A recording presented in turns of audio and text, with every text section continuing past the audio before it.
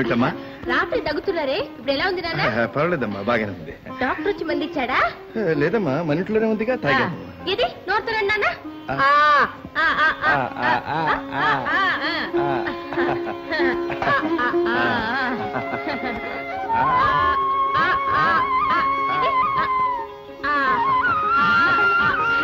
అమ్మయ్యా, ఇప్పుడు సరిపోయిందా నాన్న? సరిపోయింది. తేలికపడి మనసు తేలికపడి. ఒరే, నీకు లెక్కలు చెప్పేసరికి నాకు మతిపోతుందిరా. 7 8 ఎంతరా? 65. నీ మొహం 64 కదా, 56. అదేరా, 5 సీట్లు బుక్ చేస్తే 56. ఈ తెలివితేటలకేం తక్కువలే. కాఫీ, పప్పు, వేడి వేడి వార్తలు, తాజా వార్తలు, మంచి వార్తలు, మసాలా వార్తలు. ఏమిటి వేడి చల్లారకు ముందు చెప్పేసాయి. అమ్మ నాన్న సీజ్ ఫైర్, యుద్ధ విరమణ, శాంతి అంటే రాజీ అయ్యారన్నమాట. అలాగా, వాళ్ళు రాజీ అయ్యారని నీకెలా తెలిసింది? ఎలా తెలిసేంట్రా, చెప్తాను విను. పాయింట్ నెంబర్ 1, రాత్రి అమ్మ నాన్నగదికెళ్ళి నాన్నకు మంది వచ్చింది. పాయింట్ నెంబర్ 2, ఇవాళ అమ్మ మన క్షేమం కోసం నాన్న క్షేమం కోసం బాగా పూజ చేసింది. పాయింట్ నెంబర్ 3, నాన్నకు తెలియకుండా అమ్మ నాన్న పాదాలకు నమస్కారం చేసింది. పాయింట్ నెంబర్ 4, నాన్న నాకు తెలియనుకుని దొంగచాటుగా అమ్మను ఆశీర్వదించాడు. 7 గుంటలు వాడా వెంకటరమణ, రణరంగంగా మారిన ఇల్లు మళ్ళీ ఎప్పుడులా సంతోషంగా ఉండేట్టు చేసి ఉంది. నీకు దండం పెడతాను. తలో 5 రూపాయలు ఇస్తున్నాను. ఆ అమ్మాయి ఎన్ని చాటానికి ఎలా వస్తుంది, ఎత్తుకుపోవడానికి ప్రయత్నం చేయాలి. అంతేగాని ఆ అమ్మాయికి ఏం ప్రమాదం రాకూడదు. అప్పుడు ఏం చేస్తారంటే, నేను వస్తాను, వచ్చి మిమ్మల్ని బాగా తంతాను. మీరు మాత్రం నన్ను తనకూడదు, పారిపోవాలి. ఇదంతా ఎందుకంటే ఆ అమ్మాయి నేను రక్షిస్తున్నట్టుగా అనుకోవాలి. అర్థమైందా?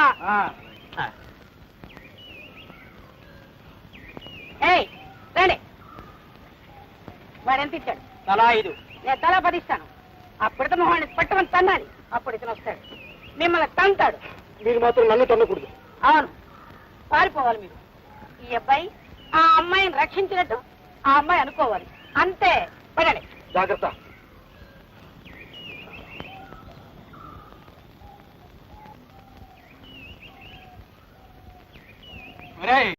వీళ్ళిద్దరు సన్నాసుల్లాగా ఉన్నారా? అవును, దీన్ని బట్టి చూస్తే ఆ పిల్ల చాలా అందమైనలా ఉంది. మనమే వచ్చి చూద్దాం, పదండి రా. రండి.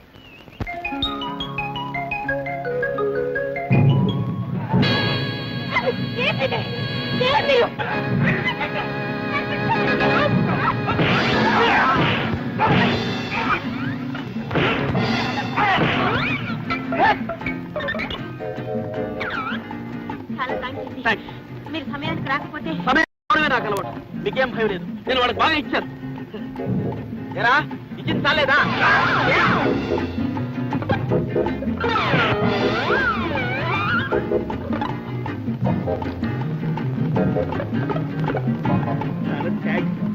దెబ్బ తగిలిందా? ఏమనుకోదురా డబ్బా.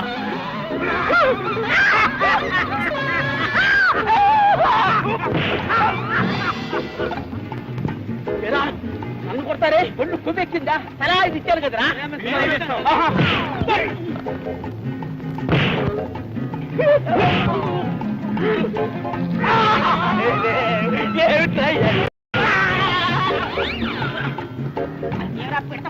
నీకెలా తెలుసక్క? నీ మొహం చూస్తే కనపడదా? ఏడా, మా అమ్మగారి గుర్తు కావాలా నీకు?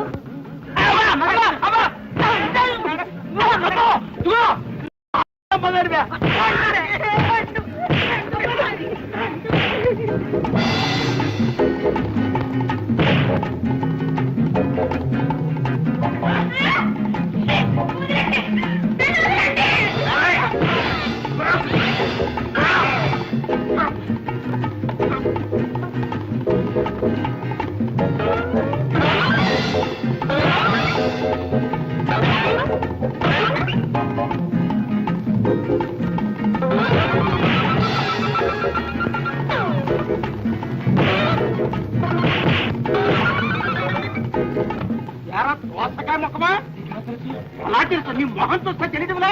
నీకు మా అయ్యగారు కూతురు కావాలా?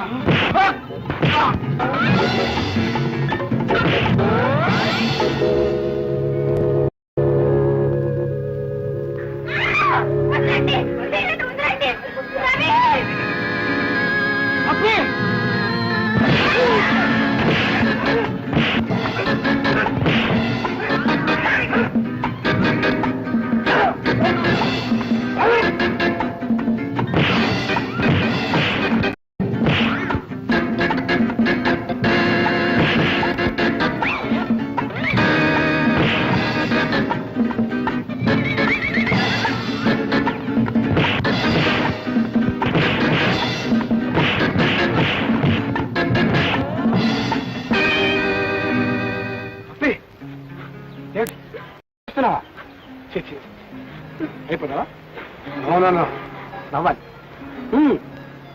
1 2 3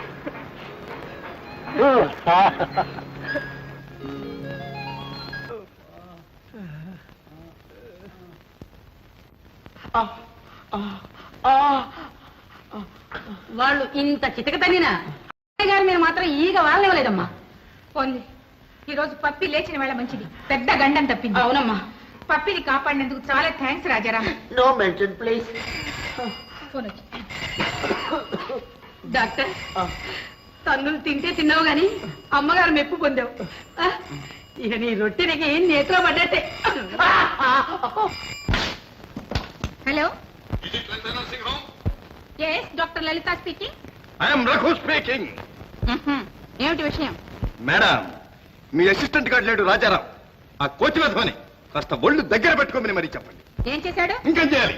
అమ్మాయి మీదకి 4 రౌడీలు పంపించట్టు, వాళ్ళు ఆమెను బలవంతంగా తీసుకుపోతున్నట్టు, ఆ సమయానికి వాడేదో అపధర్మంగా వెళ్ళి రచించేట్టు పెద్ద సినిమా హీరోలాగా యాక్ట్ చేసేట.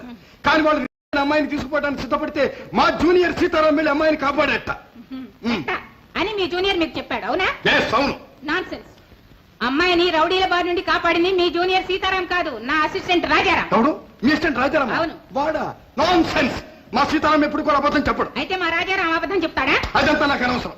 వాడు చేసిన బుద్ధి తక్కువ పనికి అమ్మాయి దగ్గరికి వెళ్ళి వాడు క్షమాపణ చెప్పుకోవాలి, లేదా పోలీస్ కంప్లైంట్ ఇచ్చి వాడి మీద లీగల్ గా ప్రొసీడ్ అవుతాను. ఏ ఫైల్ ఖాళీగా ఉందా? వేరే కేసు ఏం లేదా? ఇదిగో చూడండి, ఇప్పుడు పిల్లలు నా సంరక్షణలో ఉన్నారు. వాళ్ళ మంచి చెడు చూసుకోవాల్సిన బాధ్యత నాది. మీరు అనవసరంగా ఇంటర్ఫియర్ కావాలి.